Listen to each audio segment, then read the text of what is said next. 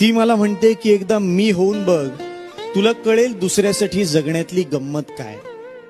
एकाच जन्मी या बाई असण्याची किंमत काय. सगळ्यांना चांगली डिश देऊन मी कोथिंबीर चिरलेलीच घेते. जेवणानंतर घासाची एक डिश कमी करते. तुमचे पाहुणे येणार म्हणून ऑफिसला सुट्टी टाकते. ऑफिसची कामे तरीही सांभाळत तारेवरची कसरत करते. सगळे झोपल्यानंतर कळते थोडे दुखतायत आता पाय. तुला कळेल दुसऱ्यासाठी जगण्यातली गंमत काय. एकाच जन्मी या बाई असण्याची किंमत काय.